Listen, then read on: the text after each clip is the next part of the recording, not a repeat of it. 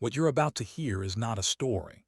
It is a scar on the face of history, hidden from the textbooks, buried beneath layers of official denial and the quiet shame of a nation. In the spring of 1834, on a remote farm in the Virginia hills, a sheriff's deputy broke open a cellar door secured by three heavy padlocks. The stench that erupted from the darkness was the smell of hell itself, a foul mix of human waste, decay, and a soul-crushing despair that clung to the air like a physical shroud. What he found in that basement was an abomination, a secret so monstrous that three of the men who witnessed it would resign from their duties within a week, their minds fractured by the sight. 47 children, chained to the stone walls like animals. Their ages ranged from 6 to 16, their bodies emaciated, their eyes vacant pits of hollowed-out humanity. They spoke different languages, hailed from different states, and were bound by a single, shared nightmare.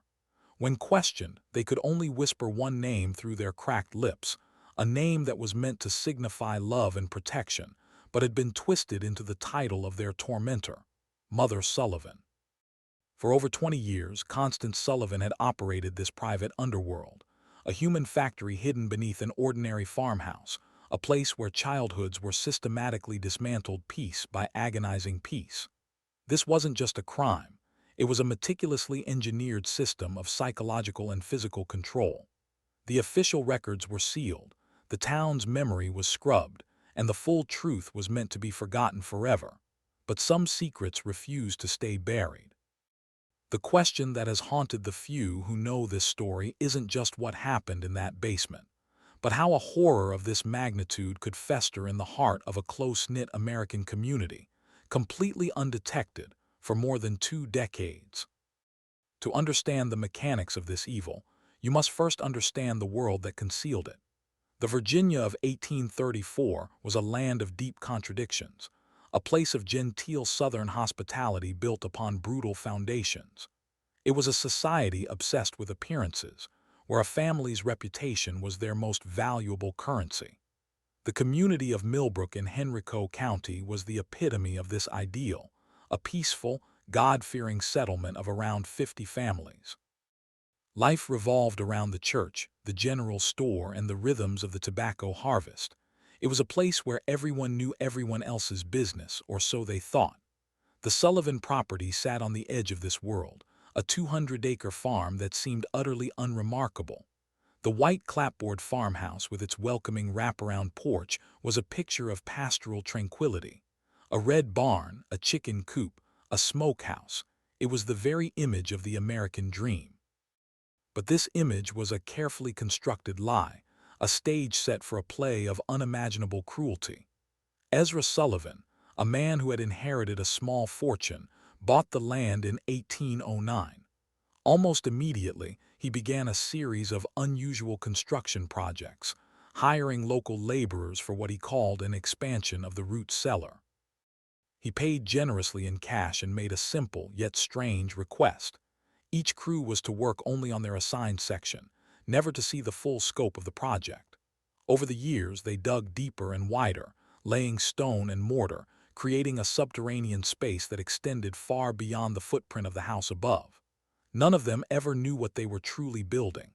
They were simply well-paid hands, constructing a prison one stone at a time, blind to the grand, sinister design.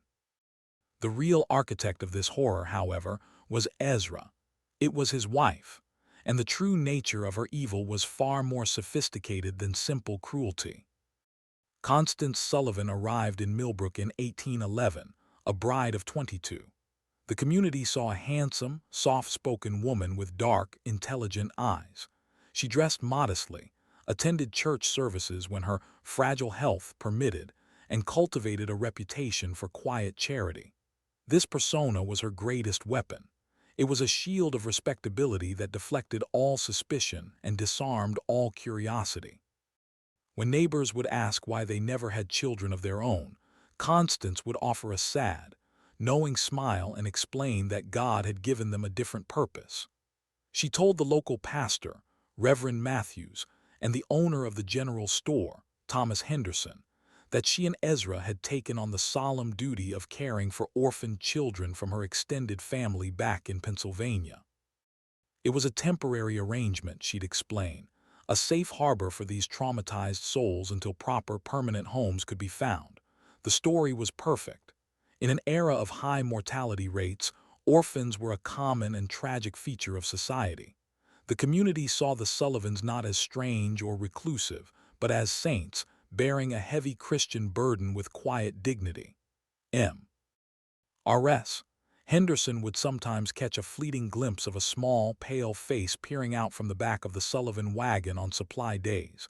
The children never spoke, their eyes wide with a fear that was mistaken for shyness. "They are still grieving," Constance would explain in her gentle, melodic voice. "The world has been cruel to them. They need time and silence to heal." This explanation, repeated consistently for 20 years, became an accepted fact. The town of Millbrook believed they lived beside angels of mercy.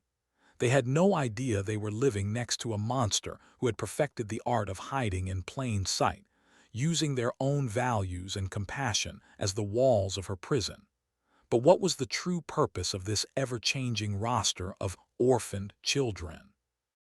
The logistics of Constance's operation were a masterclass in calculated deception. Every 2 weeks, she would visit Henderson's general store with a long, detailed list and a heavy purse. She purchased flour, cornmeal, salt pork, and molasses in quantities that seemed absurd for a childless couple. When Thomas Henderson once commented on the volume, she simply smiled sadly and reminded him of her growing family of unfortunate souls. The explanation was always ready, always plausible. She also bought unusual amounts of medical supplies: laudanum, bandages, salves, and bitter herbs used for fevers and infections. She explained that the children often arrived in poor health, their bodies ravaged by the poverty and neglect they had escaped. This detail not only justified the purchases, but also reinforced her image as a healer, a selfless caretaker nursing the broken back to health.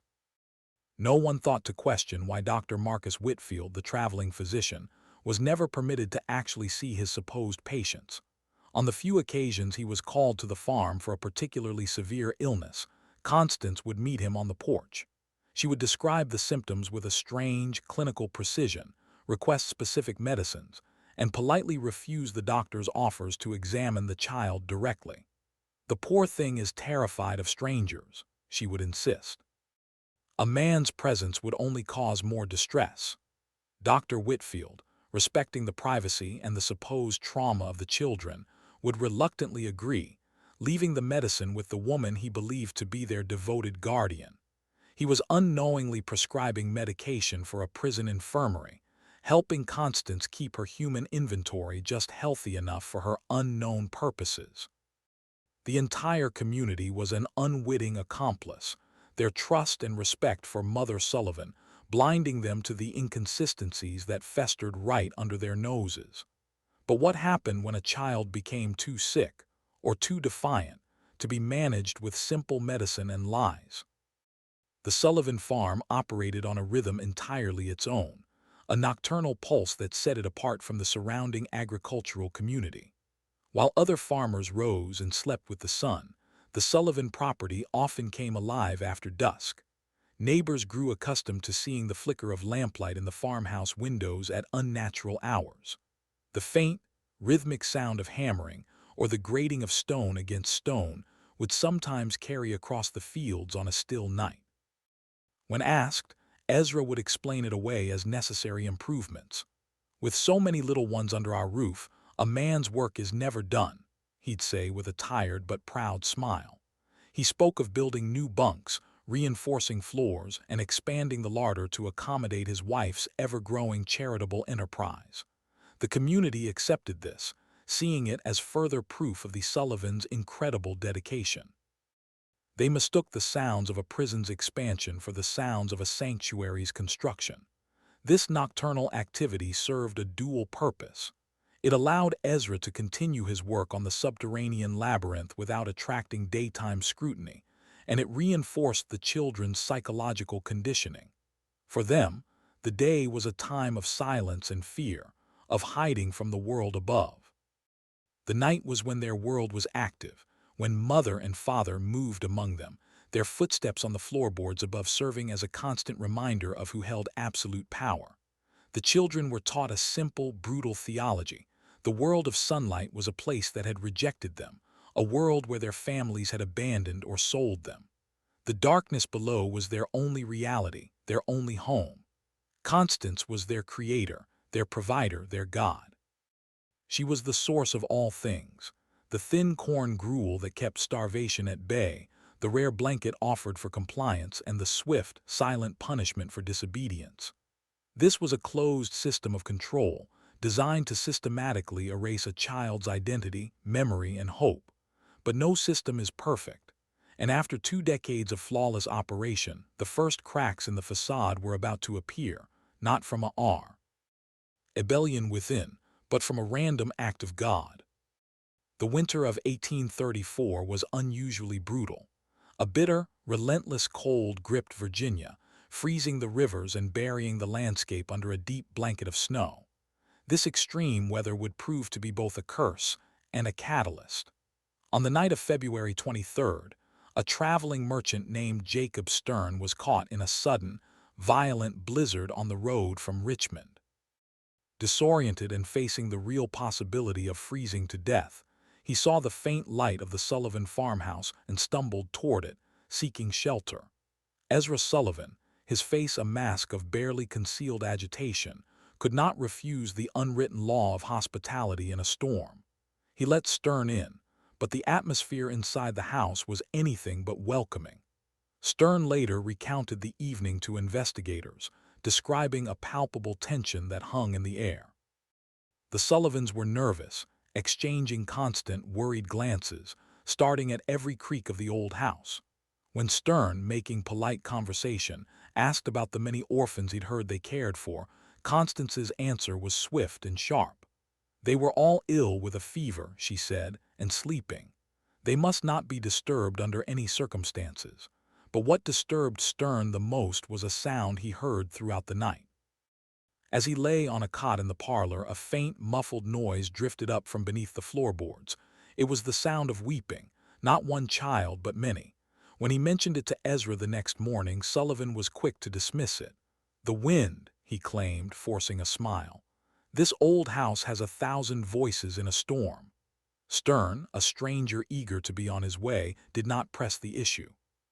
He accepted the explanation, but the memory of that sound and the look of pure panic in the Sullivans' eyes stayed with him.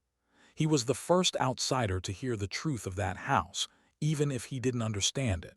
He had heard the sound of the secret, and though he walked away, the seal had been broken. The perfect system was beginning to unravel. What would be the next thread to pull loose? 3 weeks later, on March 15th, the second thread was pulled. A family of desperate Irish immigrants, the Flynns, was traveling toward Richmond in search of work. While crossing a swollen creek, their teenage daughter, Mary Catherine, became separated from the group. Lost, exhausted, and terrified as darkness fell, she saw the welcoming light of the Sullivan farmhouse. She approached the door, hoping for a moment of kindness, a safe place to rest until morning. Constance Sullivan, ever the picture of Christian charity, took her in. She offered the girl a warm meal and a place to sleep for the night. Mary Catherine Flynn was never seen alive again. Her family, frantic with worry, reported her missing to the sheriff in Richmond a few days later. They described the area where she'd been lost and the direction she was heading. A search party was dispatched, but the vast, unforgiving Virginia wilderness offered up no clues. After a week, the search was abandoned. The official assumption was that the poor girl had succumbed to the elements or been taken by a wild animal. It was a tragic but all too common story on the American frontier. No one in Richmond connected the disappearance of an immigrant girl to the respectable, charitable couple living in a quiet corner of Henrico County. For Constance Sullivan, it was a simple, opportunistic acquisition, a new face for the collection. But this time was different. Mary Catherine wasn't a purchased orphan from a distant state or a runaway no one would look for. She was part of a family that was actively searching for her. A formal report now existed in the county records. A name was now on file. A clock had started ticking. The Sullivans' meticulous system, which relied on the anonymity and obscurity of its victims, had just absorbed a liability. A girl with a name, a family, and a file in the sheriff's office was now chained in their basement. How long could they keep a secret that now had a name? The final event, the one that would tear the entire facade down, occurred on April 2nd. William Hutchinson, a local farmer, was hunting rabbits in the woods bordering the Sullivan property. It was a quiet afternoon, the air still and cool. Suddenly, a sound from the direction of the Sullivan farm made him freeze. It was the sound of children screaming. This was not the sound of play, not the shouts and cries of a game of tag. This was raw, undiluted terror. It was a sound of pure agony, a shriek that spoke of pain and desperation. Hutchinson, his heart pounding, crept closer, taking cover in a thicket of oak trees that gave him a clear view of the farmhouse about 50 yards away. He watched and listened for nearly an hour. The screaming was intermittent, and strangely, it seemed to emanate not from the house itself, but from the ground beneath it. At one point, the cellar door on the side of the house opened and Ezra Sullivan emerged, blinking in the daylight. He looked around nervously, his eyes scanning the tree line before he disappeared back into the darkness below, pulling the heavy door shut behind him. The screaming stopped. Hutchinson retreated, his mind reeling. He knew the Sullivans cared for troubled orphans. Perhaps, he reasoned, one of them had needed severe discipline or was having some kind of violent fit. But the sound he heard felt like something far darker. He spoke to his neighbors about what he'd witnessed. Some dismissed it, but for others, Hutchinson's story was a spark that ignited a collection of half-forgotten memories. The excessive food purchases, the nocturnal construction sounds, and the most damning fact of all, that in 20 years, not a single one of Mother Sullivan's orphans had ever been seen playing in the yard, attending a church picnic, or walking into town. The whispers started to coalesce into a single, terrifying suspicion. What was really happening on the Sullivan farm? The whispers finally reached Sheriff Benjamin Crawford. A 15-year veteran of the Henrico County Sheriff's Office, Crawford was a pragmatic, no-nonsense lawman who had seen his share of rural disputes and baseless gossip. Initially, he was inclined to dismiss the whole thing. The Sullivans were pillars of the community, known for their quiet generosity. Accusations of child abuse against them seemed preposterous. But William Hutchinson was not a man known for flights of fancy. He was a sober, respected farmer.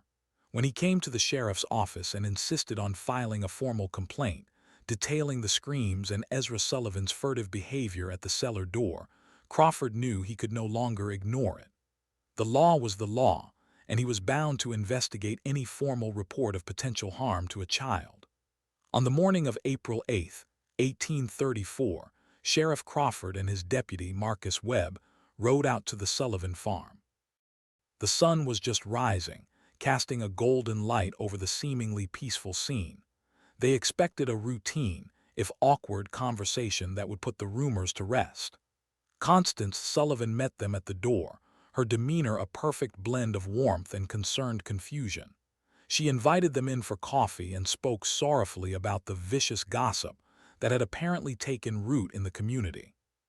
She patiently retold the story of the orphaned children, even producing a stack of letters she claimed were from relatives in Pennsylvania discussing future arrangements. Everything she said was calm, logical, and reassuring. The visit was about to conclude as a simple misunderstanding until Deputy Webb, a young man with sharp eyes, asked to use the outhouse. As he walked around the side of the house, his gaze fell upon the cellar door. What he saw made the blood freeze in his veins. It wasn't just locked. It was fortified. 3 separate, heavy iron padlocks secured the door. Thick chains were wrapped around the handles, and the wood around the locks was splintered and clawed as if someone, or something, had been desperately trying to scratch its way out from the inside. Deputy Webb walked back into the farmhouse, his face pale. He didn't speak, but a subtle gesture to Sheriff Crawford was all it took. The atmosphere in the room shifted instantly from cordial to confrontational. Crawford, his voice now stripped of all pleasantry, turned to Constance. "Ma'am," he said, his eyes fixed on hers, "I'll need you to show us the cellar." The transformation in Constance Sullivan was chilling. The mask of the gentle, charitable woman dissolved in a second, replaced by a raw, feral panic. Her face blanched, her hands began to tremble, and she started stammering, her words a frantic torrent of excuses. The cellar was unsafe, she insisted, filled with black mold and collapsing supports. It was a place of storage, nothing more. The children were forbidden from going down there. There was nothing to see. Her desperation was no longer a performance. It was the authentic terror of a creature whose lair was about to be breached. And then, as if on cue, a sound came from directly beneath their feet. It was faint, muffled by the thick wooden floorboards and the earth below, but it was unmistakable. It was the sound of a child's sob, followed by a weak, desperate cry for help. Time seemed to stop. In that moment, 20 years of meticulously crafted lies evaporated, leaving only the horrifying truth resonating up from the darkness below. There was no more conversation. Crawford and Webb drew their pistols. Without waiting for a key, they went outside and used a pry bar from their saddlebags to shatter the locks on the cellar door. As the heavy door swung open, a wave of stench, the concentrated odor of human misery, washed over them, so powerful it made them gag. They descended the stone steps, their lanterns cutting through the oppressive darkness, and walked into a scene that would forever re-death. Their understanding of human evil. What exactly did that lantern light reveal in the depths of Mother Sullivan's basement? The scene that confronted them in the lantern light was a tableau from a madman's nightmare. The main chamber of the basement was far larger than the house above it, a cavern of hand-laid stone designed for one purpose, to contain human beings. And it was full.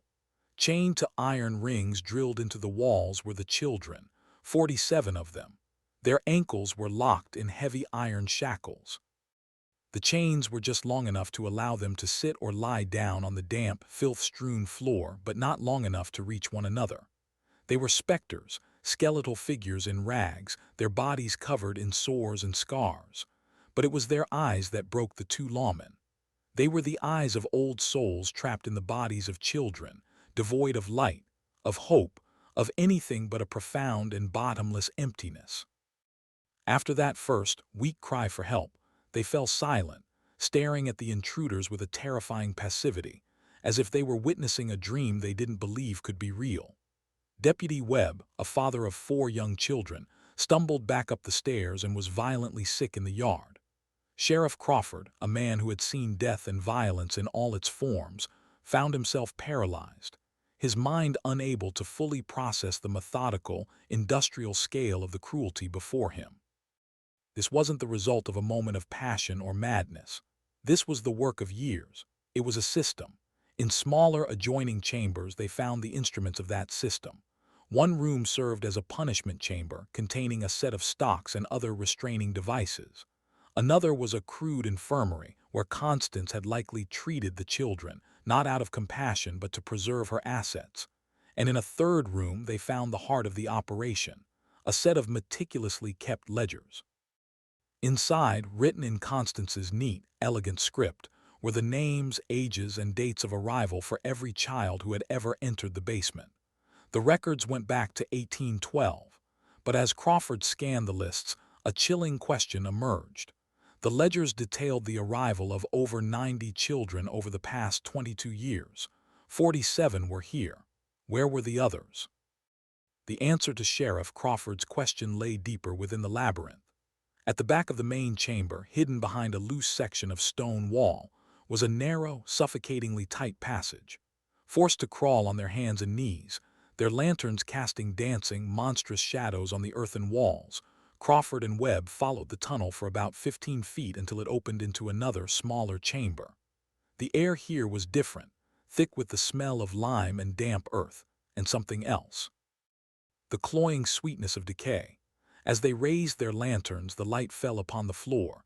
It was uneven, pockmarked with dozens of small, shallow depressions. It was a graveyard. Using their hands and a small shovel they retrieved from the barn, they began to dig.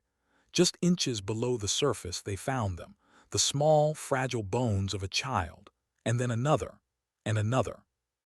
The remains of at least 36 children were buried here, their bodies hastily covered with quicklime to accelerate decomposition and mask the odor. Some of the skeletons showed signs of malnutrition or disease, victims of the horrific living conditions. But others bore the unmistakable marks of violence, skulls fractured by a heavy blow, bones broken and poorly healed. This was not just a prison, it was an execution chamber. Constance Sullivan hadn't just been holding these children. She had been curating her collection, disposing of those who were too weak, too ill, or too defiant. The ledgers they had found earlier now took on a horrifying new meaning. Next to some of the names were chillingly simple notations: failed to thrive, resistant to training, expired. These were not the records of a caregiver. They were the inventory logs of a monster. The scope of the evil was now clear. The Sullivans were not just imprisoning children. They were trafficking them, torturing them, and when they were no longer useful, they were discarding them like broken tools. But why? What was the ultimate purpose of this elaborate, 2-decade-long operation of unbelievable cruelty? The investigation that followed was a descent into the psychology of a predator who had weaponized public perception. How had Constance Sullivan maintained this charade for so long? The answer was a terrifying testament to her genius for manipulation. She hadn't just built a physical prison. She had constructed an invisible one around the entire community. Her persona as the charitable caregiver was an impenetrable fortress. It appealed directly to the town's deeply held Christian values of compassion and duty, making it almost sacrilegious to question her motives. The story of the traumati Zed orphans was a masterstroke of psychological defense, explaining away their silence, their fear, and their complete absence from public life. Any oddity could be attributed to their tragic pasts. By making the children objects of pity, she made them invisible. But her most insidious technique was the manipulation of language. She had trained the children, through punishment and reward, to call her mother. This single word was a powerful tool of control. Internally, it bound the children to her in a twisted parody of a family. Externally, it provided a perfect cover. If a neighbor ever happened to overhear a child's cry of "mother" from the property, it would only serve to reinforce the lie. The children themselves were her unknowing accomplices in their own imprisonment. They were taught that the outside world was a place of certain death, that their own families had sold them, and that Constance was their only savior. For a child of 6 or 7, torn from everything they knew and plunged into that dark, hopeless world, this new reality would eventually take root. Hope would be extinguished and replaced by a simple, animalistic will to survive another day. This was her system, a perfect loop of deception where the community's trust protected her, her lies explained away all evidence, and the victims' own voices were twisted to perpetuate the narrative. But the ledgers hinted at something even larger. The meticulous records of acquisitions and the coded notes about shipments suggested the Sullivan farm wasn't an isolated operation. Was it possible this was just one node in a much larger network? As investigators pored over the ledgers and letters seized from the farm, a far more terrifying picture began to emerge. The Sullivan operation was not the isolated work of 2 deranged individuals. It was a franchise. The correspondence, written in a simple but effective code, revealed that Constance had been in regular contact with at least a dozen other individuals across 5 states: Pennsylvania, Maryland, North Carolina, South Carolina, and Georgia.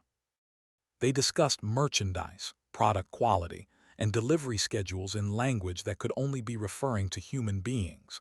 One letter, dated just 3 months before the raid, came from a man in Philadelphia identified only as A. Morrison. He wrote, "I have procured 6 new items for your consideration of varying age and condition. 3 are of robust stock, suitable for field work. 2 are smaller, more suited for domestic arrangements. The last is spirited and may require your specialized training methods." The letter continued with chillingly detailed descriptions of the children, noting their physical attributes and temperaments as if describing livestock. This wasn't just kidnapping, it was a sophisticated supply chain. The financial records corroborated this. Constance was paying between $50 and $200 per child, a significant sum at the time, depending on their age, health, and perceived level of compliance. Conversely, she was also receiving payments from other locations, indicating that the farm served not only as a holding facility but also as a distribution hub. Some children were brought to the farm to be broken and then sold on to other buyers. Over 22 years, more than $8,000 had moved through her hands, an amount equivalent to a small fortune. Dr. Whitfield's testimony added another layer. He realized, with dawning horror, that Constance's strangely specific questions about medicine over the years were not those of a concerned caregiver, but of a researcher. She was systematically studying how to keep human beings alive under conditions of extreme stress and deprivation, all to maximize the lifespan and utility of her product. The farm wasn't just a prison. It was a laboratory and a warehouse for a vast, interstate network trafficking in the most vulnerable commodity of all: children.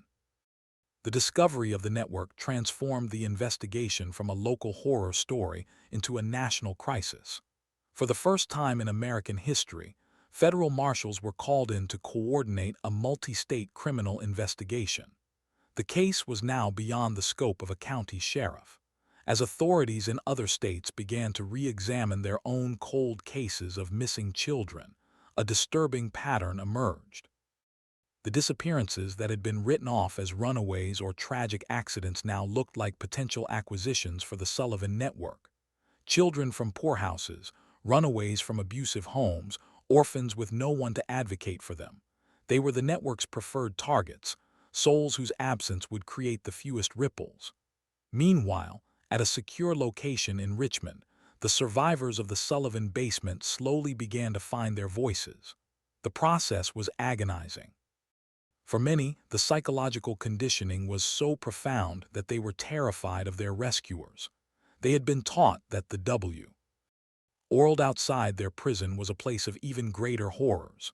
They flinched at sunlight, cowered from open spaces, and initially refused to speak to anyone but the female nurses who reminded them, terrifyingly, of mother. The stories they eventually told were remarkably consistent. They described a brutal indoctrination process for new arrivals, a period of isolation and punishment designed to break their will and erase their past. They spoke of a rigid hierarchy within the basement, where older, long-term prisoners were given small privileges, an extra scrap of bread, a less damp place to sleep, in exchange for enforcing discipline among the younger children. This was another of Constance's insidious methods, turning the victims against each other, making them participants in their own subjugation. This prevented solidarity and made rebellion almost impossible. The system was designed not just to confine their bodies, but to colonize their minds. But within this broken group of survivors, there was one mind that had not been fully conquered. One girl who had held onto a spark of defiance, a girl who remembered everything. Her name was Rebecca, and her memory was about to become the key to unlocking the entire conspiracy. Rebecca was 14, but had the haunted, ancient eyes of someone who had lived a dozen lifetimes. She had been in the Sullivan basement longer than any other survivor, snatched from her family's farm in Pennsylvania 5 years earlier. Unlike the others who had been too young or too traumatized to retain clear memories of the world before, Rebecca remembered. She remembered the warmth of her own mother's arms, the taste of fresh apples, the sight of an open sky. These memories were her armor, the secret core of her identity that Constance's brainwashing could never fully penetrate. She had survived by observing, by listening, by becoming a ghost in the system. While other children shut down, Rebecca watched. She listened to every muffled conversation that drifted down from the kitchen, every late-night visitor who came to do business with the Sullivans. And she forgot nothing. Her testimony was the Rosetta Stone that cracked the entire network wide open. She provided names, descriptions of visitors, and details of transactions. She described how some children weren't meant to stay, how they were inspected by buyers who came to the farm. These buyers, she explained, were not common criminals. They were wealthy, well-dressed men who spoke with educated accents. They treated the children not like victims, but like property. The most significant event she recounted was a visit from a man just weeks before the raid. He was exceptionally wealthy, arriving in a fine carriage, and he was a discerning customer. He had inspected Rebecca and three other children, checking their teeth, their muscle tone, their eyes. He was looking for something specific.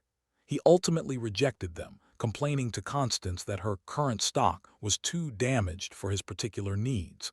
But before he left, he gave her a letter outlining his exact requirements for the next acquisition. That letter, a detailed order for human beings, was found among Constance's papers.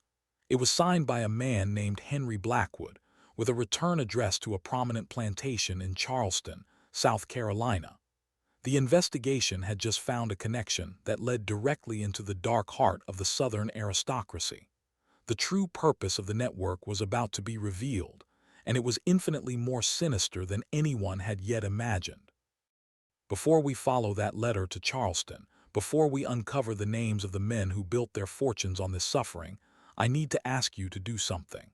The information you are hearing is not meant for passive consumption. It is knowledge that alters the way you see the world, the way you understand power and the hidden systems that operate just beneath the surface of society. To truly grasp what comes next, you cannot remain a mere spectator. You must become a witness. In the comments below, I want you to write the phrase, "Their names will be known." This is a declaration. It's an act of bearing witness to the forgotten, a refusal to let their stories remain buried. Then, a moment later, I want you to post it a second time. The first post is to honor the victims. The second is to affirm to yourself that you are awake, that you are one of the few willing to look into the abyss without flinching. This act solidifies your commitment to seeing the truth, no matter how monstrous it may be. Now, let's unseal the records. The letter from Henry Blackwood was more than just a lead. It was a map into a previously hidden underworld where the nation's elite indulged their darkest appetites. When investigators arrived in Charleston, they discovered that Blackwood was not just a wealthy plantation owner.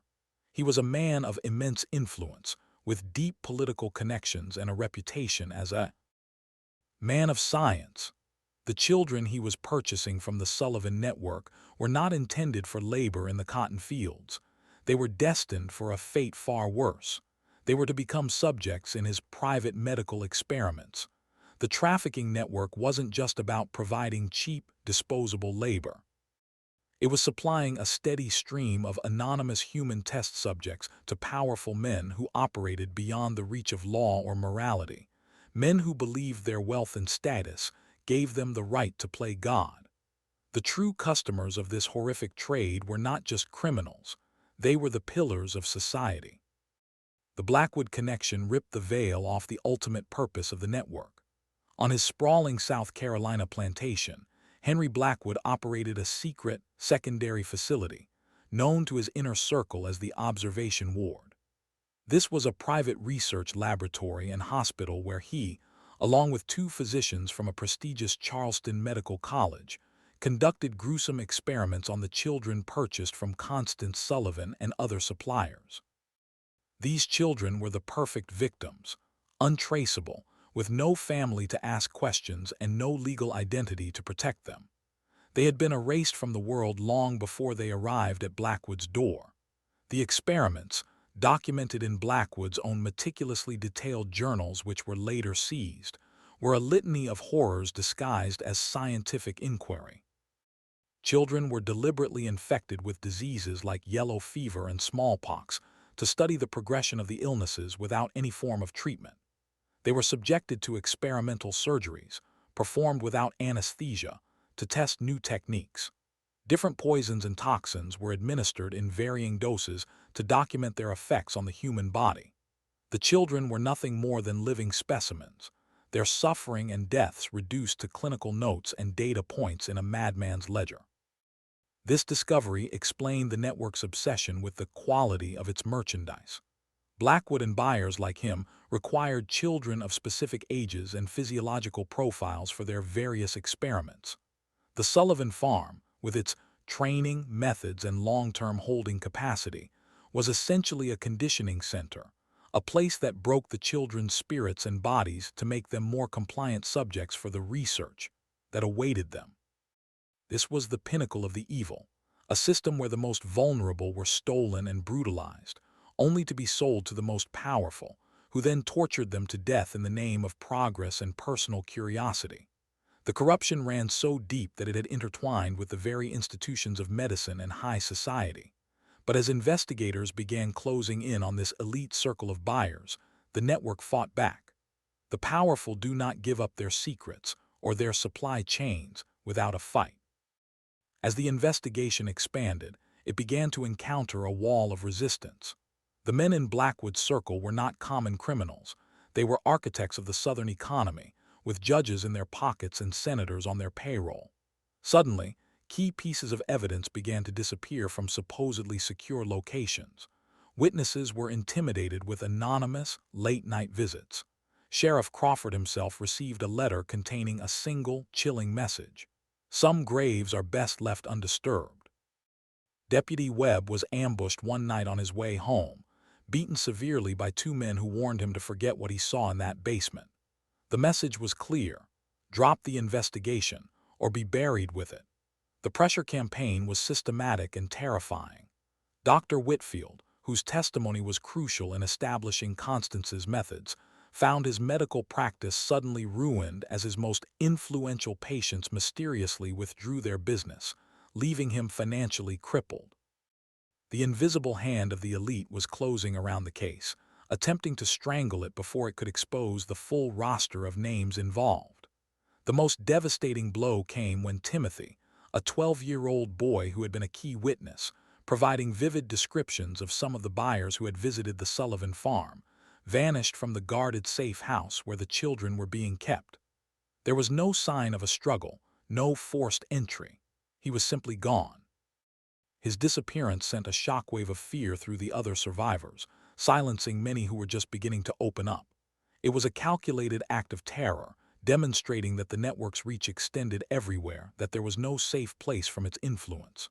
The investigation was now a war, and in the middle of this escalating conflict, the central figure, the woman who held all the secrets, was about to be permanently silenced. In her jail cell in Richmond, Constance Sullivan was found dead.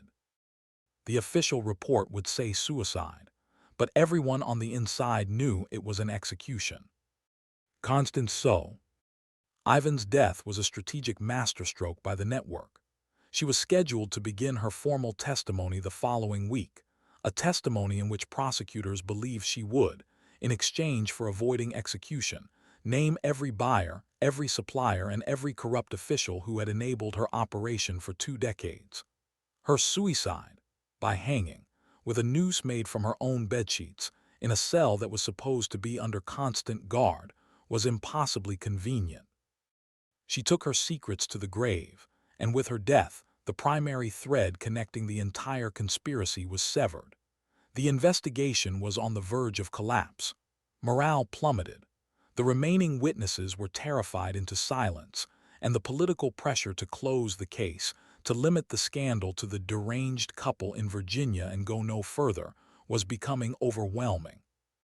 It seemed the powerful men who had fueled this entire enterprise for their own sick purposes were about to get away with it all, their names safely hidden behind a wall of money, influence, and murder. But they had made one critical miscalculation. They had failed to account for the conscience of a single, ordinary man who had been on the inside.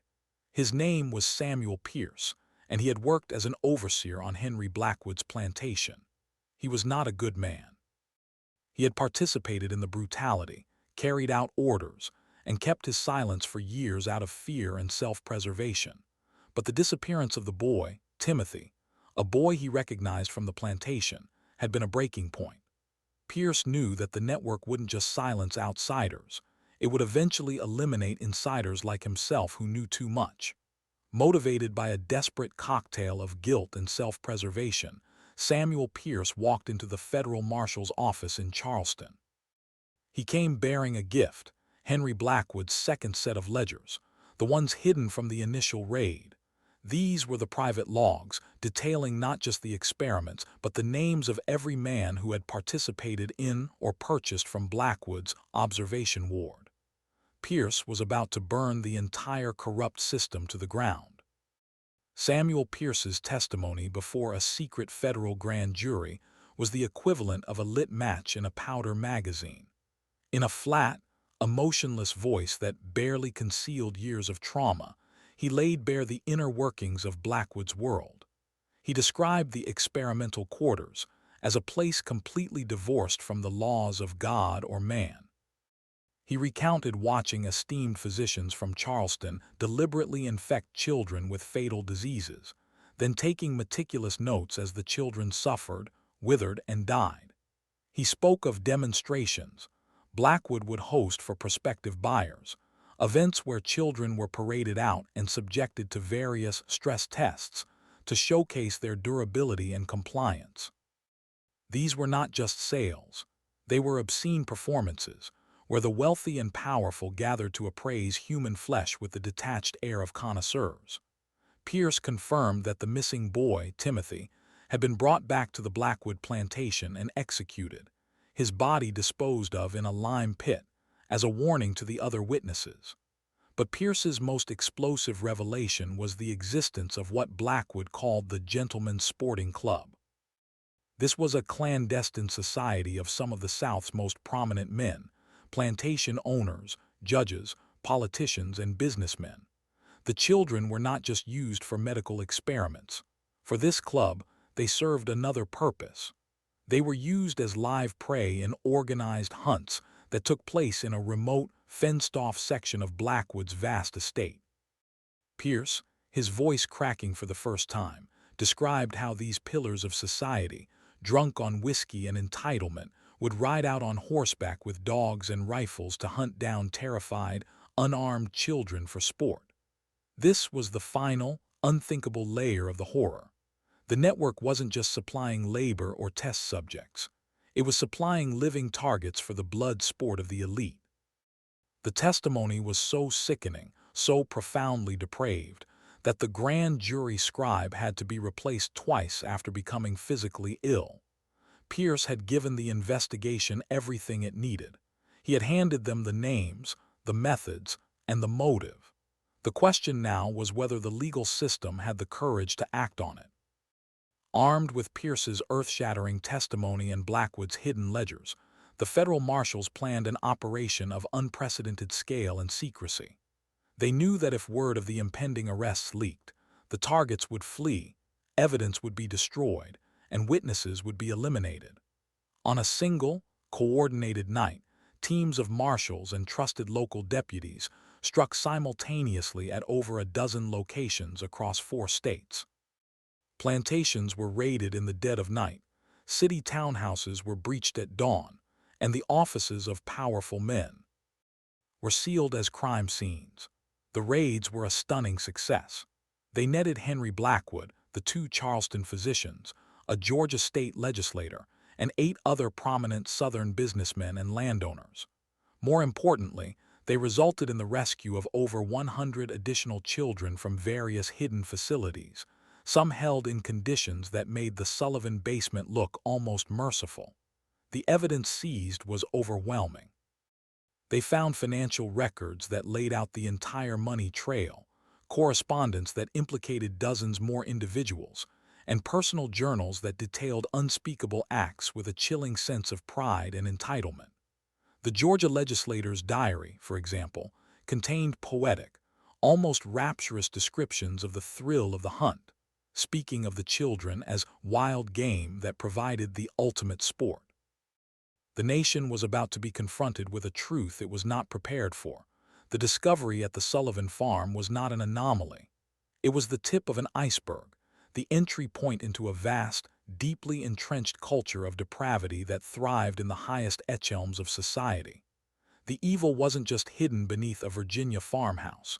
It was sitting in boardrooms, legislative chambers, and the parlors of the wealthy elite. The trials that would follow would not just be a prosecution of individuals.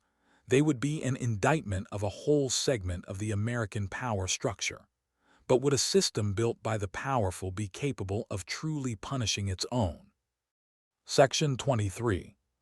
The trials became the sensation of the decade, a public spectacle that tore open the dark underbelly of American society. Newspapers, hungry for sensationalism, dubbed it the trial of the century, and every gruesome detail revealed in court was printed in lurid detail for a horrified and fascinated public. The defense strategy was predictable: to discredit the witnesses and bury the prosecution in a mountain of legal maneuvers.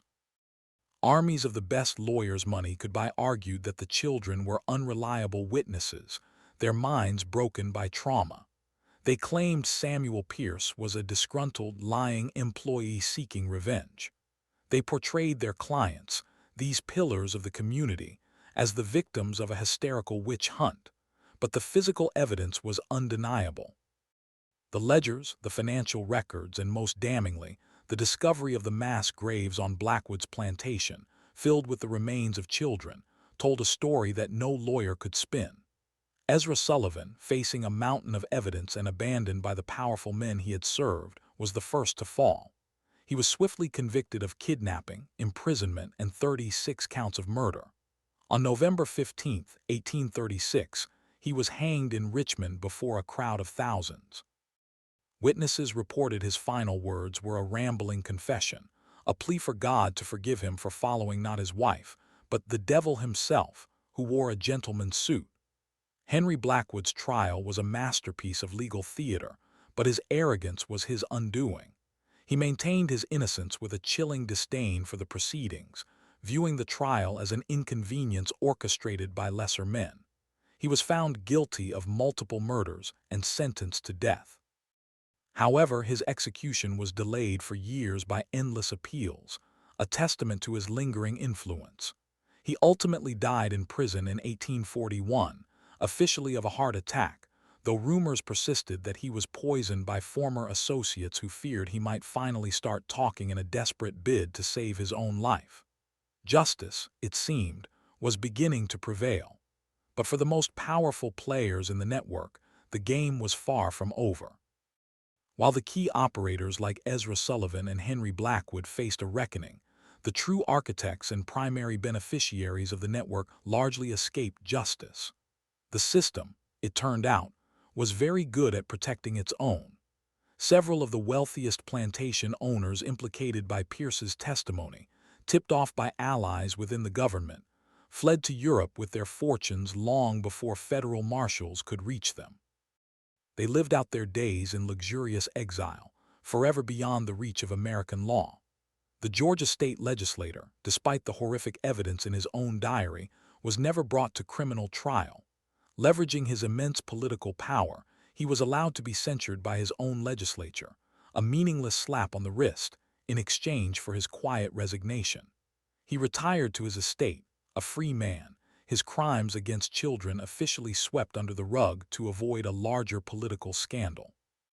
The two physicians from Charleston, though convicted, received surprisingly light sentences after the medical college and prominent city officials lobbied heavily on their behalf, arguing that their scientific contributions should mitigate their ethical lapses.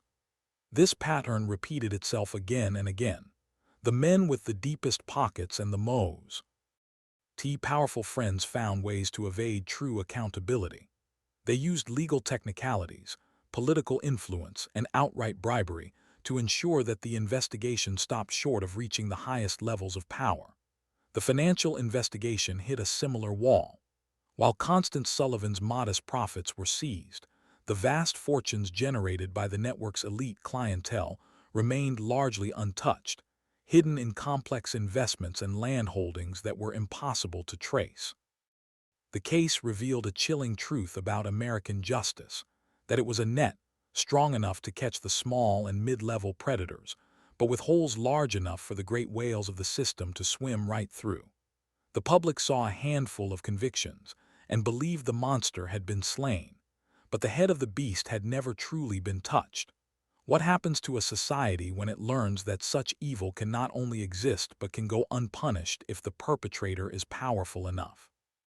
The legacy of the Sullivan case was not one of complete justice, but of a painful and incomplete awakening. The sheer horror of the revelations forced a national conversation that could not be ignored.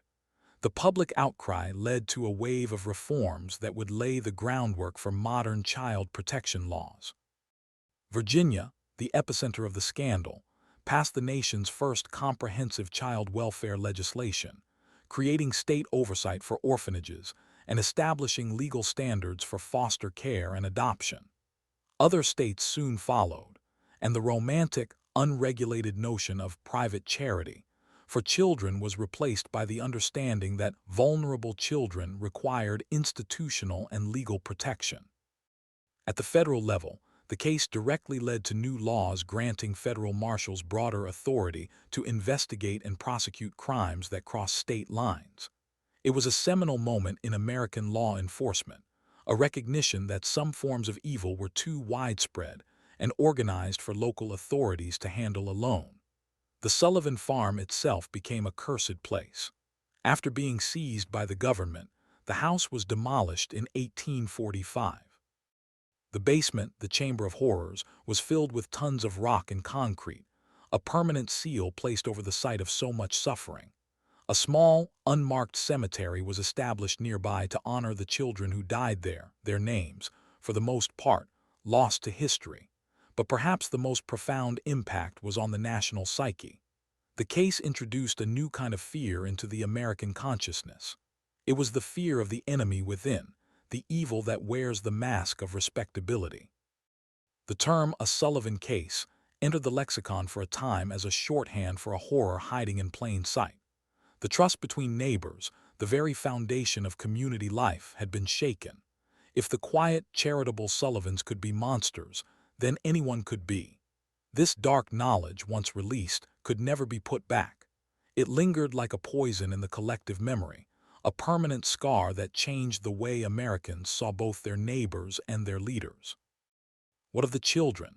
What became of the souls who survived this American hell? Their paths were as varied and tragic as their experiences. For the 47 rescued from the Sullivan basement and the 100 more from the wider network, rescue was not an end to their suffering, but the beginning of a new kind of struggle. They had to learn to live in a world they had been taught to fear. They had to learn to trust after their trust had been systematically destroyed. They had to learn how to be human again. Most carried the physical and psychological scars for the rest of their lives. Many struggled with debilitating mental illness, addiction, and an inability to form healthy relationships. They were ghosts of their own childhoods, forever haunted by the darkness they had endured.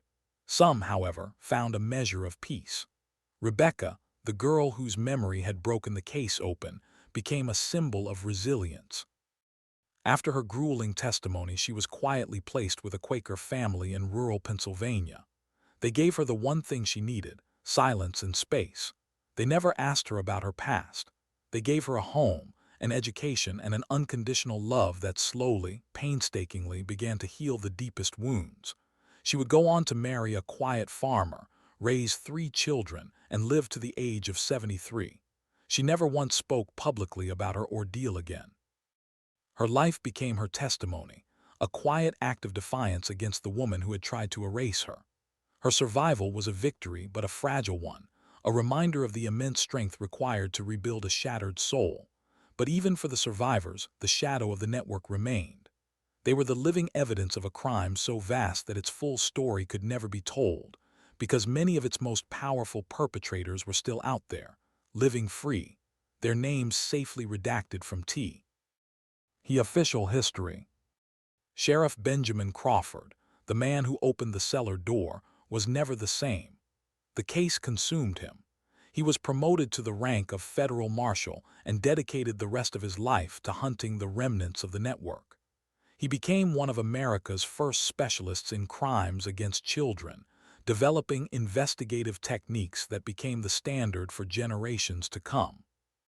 His personal reports on the Sullivan case, filled with his own horrified and often despairing reflections, became required reading for new trainees. He pursued leads from the seized correspondence for years, sometimes successfully bringing smaller operators to justice, but more often running into dead ends and political walls. He grew old in the service of a single, obsessive quest to find every last tendril of the organization that had grown in the dark soil of his own county. He died in 1868, a man respected for his tenacity but haunted by the knowledge of how many of the guilty had slipped through his fingers. He understood better than anyone that what he had uncovered was not a finite criminal operation, but a symptom of a permanent and recurring sickness within society, the insatiable appetite of the powerful for the powerless. The preserved evidence from the case, the letters, the ledgers, the coded messages, became a dark archive, a library of evil. Criminologists and historians would study it for the next century, trying to understand the psychology of Constance Sullivan, the economics of the trafficking network, and the social conditions that allowed it to flourish. One of the most chilling discoveries to come from this later research was the realization that the Sullivan operation was not the beginning of the network. The correspondence contained references to the old methods and the generation before. The evidence strongly suggested that this system of child trafficking and exploitation had been operating in America for decades before the Sullivans, a kind of dark inheritance passed down through clandestine channels. The Sullivan case wasn't the monster's birth. It was simply the first time it had been dragged, screaming, into the light. One of the most unsettling loose ends of the entire affair was the fate of A. Morrison, the Philadelphia supplier who had written the letter describing children as items in stock. Despite an intensive search and investigation by federal marshals in Pennsylvania, the man was never identified. He was a ghost. The name was likely an alias, the address a temporary mail drop. He, and suppliers like him in other northern cities, represented the corporate, almost bureaucratic face of this evil. They were the procurers, the headhunters of the damned, who moved through the slums and orphanages of America's burgeoning cities, identifying and acquiring vulnerable children with a cold, businesslike efficiency. They were the ones who fed the machine. Their anonymity was their protection, and it highlighted a terrifying aspect of the network. It was compartmentalized. The suppliers in the North likely had no idea of the specific horrors that awaited the children at places like Blackwood's plantation. And men like Blackwood likely had no interest in the sordid details of the acquisition process. It was a sterile, transactional system, where each participant could claim ignorance of the full picture, absolving themselves of the total moral weight of the enterprise. This compartmentalization is a hallmark of all large-scale, systematic evil. It allows ordinary people to participate in monstrous acts by focusing only on their small, assigned role. The man who digs a cellar, the woman who buys the food, the official who misplaces a record, the supplier who fills an order. None of them in their own minds is the monster, but together they create a machine that consumes lives. The failure to ever identify Morrison or his counterparts meant that, while the Sullivan and Blackwood branches of the network had been severed, the roots of the system, the acquisition infrastructure in the cities, likely remained intact, ready to find new customers and new routes for its human cargo. The community of Millbrook, Virginia, never recovered. The revelation of what had happened in their midst shattered the town's identity. They had prided themselves on being a good, Christian community where neighbors looked out for one another. But for 22 years, one of the most horrific crime scenes in American history had been operating in their backyard, and they had seen nothing. They had exchanged pleasantries with a monster, praised her charity, and admired her dedication. The guilt was a cancer that ate away at the town's soul. Residents began to look at each other with suspicion.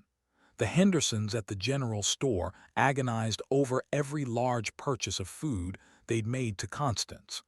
Reverend Matthews was consumed with guilt over the blessings he had bestowed upon the Sullivan house. Old, everyone had a story of a missed sign, an ignored intuition, a strange sound dismissed too quickly. They had to live with the knowledge that their passivity, their desire not to pry, their willingness to accept a plausible story without question, had made them unwitting guardians of that basement prison. This collective trauma led to a broader, more painful national reflection. The Sullivan case served as a brutal lesson in the banality of evil. It demonstrated that the most monstrous acts are not always committed by slavering, obvious villains, but by quiet, respectable people who smile and attend church. It proved that evil can flourish not only in darkness, but in the broad daylight of a community's willful blindness. The case forced a question that America still struggles with today. What is the true nature of community responsibility? Where does the respect for a neighbor's privacy end, and the moral obligation to protect the vulnerable begin? Millbrook became a ghost town of the soul, a place forever defined by the secret it failed to keep, and the one it failed to discover. Their innocence had been a form of complicity, and that was a truth almost as horrifying as the chains in the basement. For years after the main trials concluded, a small team of federal investigators continued to work, quietly trying to piece together the full scope of the conspiracy from the mountain of seized documents. One investigator, a man named Robert Lyman, became particularly obsessed with a series of entries in Constance Sullivan's financial ledger.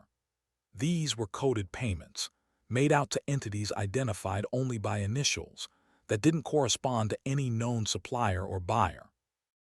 They were regular, almost like dues or franchise fees. Lyman developed a terrifying theory.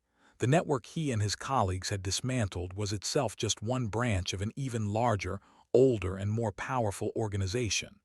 This wasn't just a loose confederation of criminals.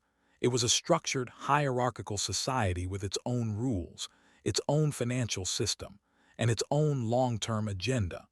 The evidence was circumstantial but deeply unsettling. He found references in the coded letters to the board and Grand Council approval for high-value transactions. This implied a level of organization far beyond a simple trafficking ring. It suggested a secret society, a hidden elite that had been preying on the country's children for generations, not just for sport or sadistic science, but for reasons that remained terrifyingly unclear. Was it about power? A way to bind the nation's most influential men together through shared, unforgivable crimes? Or was it something else, something even more esoteric and dark? Lyman's superiors, facing intense political pressure to declare the case closed and move on, eventually ordered him to cease his investigation. His unofficial findings were deemed too speculative, too conspiratorial, and too politically dangerous to pursue. His final report was buried in a sealed archive, classified under national security protocols, an extraordinary measure for a criminal case. Why would the records of a 19th-century child trafficking ring be sealed with the same level of secrecy as state military plans? What names, what organizations were mentioned in that report that were so powerful they could command a government cover-up that would last for over a century? Section 31. The final fate of Samuel Pierce, the whistleblower who brought down Henry Blackwood, remains a mystery. After his testimony, he was placed into a new federal witness protection program, one of the first of its kind. He was given a new name, a small sum of money, and sent west to start a new life. He was never heard from again. Official records show he died of cholera in St. Louis a few years later, but no body was ever produced, no grave ever marked. It is just as likely that the remnants of the network, with their long reach and endless resources, eventually found him and administered their own form of justice. His story serves as a chilling reminder of the price of speaking truth to power. He was a flawed man who, in a single act of conscience, exposed a rot that reached the very heart of the nation.